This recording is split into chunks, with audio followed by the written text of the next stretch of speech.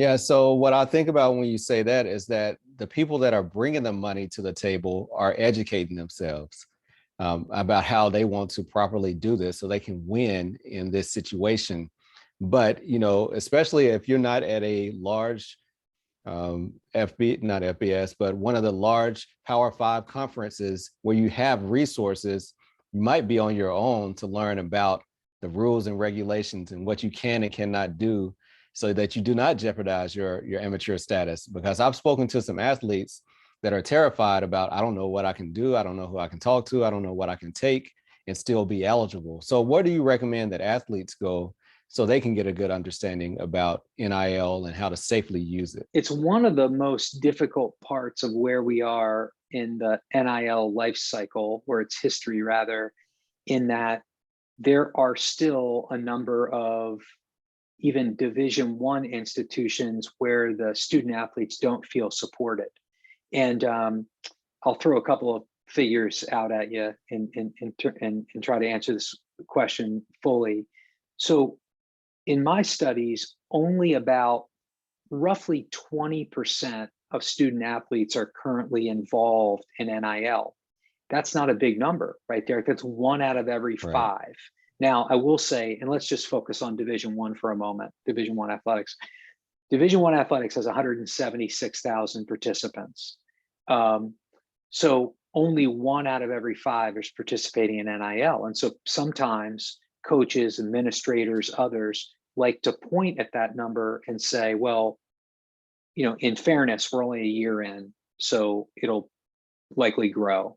But coaches and administrators who maybe don't support NIL will say, look, the kids here just don't even care that much about it. None of them are participating.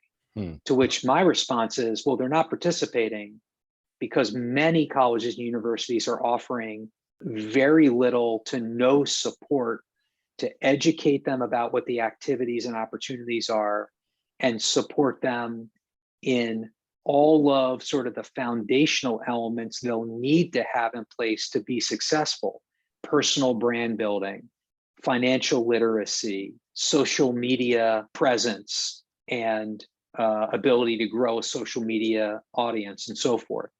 And so if it's a little bit, it depends on how you want to argue the point. Well, I'd argue that we don't have a ton of student athletes participating because they're not being supportive. If you don't like NIL, you'd argue the opposite. Well, we're not providing the support because it's not warranted somehow because not everybody's participating.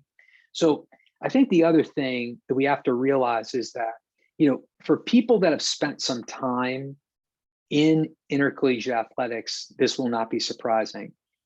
It's a fairly conservative, traditional space, right? Higher ed's a little bit more traditional than I think people give it credit for. And I think intercollegiate athletics in particular tends to be pretty conservative and pretty traditional. And if you come from a traditional mindset, there's sometimes it takes some time and some nudging before you're going to get on board with change. When I do surveys and I do survey work rather with coaches and administrators, Derek, I don't know if this is going to surprise you, but only about 30 to 35% of coaches and athletic directors tend to support NIL. And so 3 out of 10, that means 7 coaches in that building out of 10 don't love it, right? Now that doesn't mean they're going to stand in the way of it, but it probably means that they're not going to go out of their way to support what's going on. And they're probably not educated on the benefits that it could have for them as well.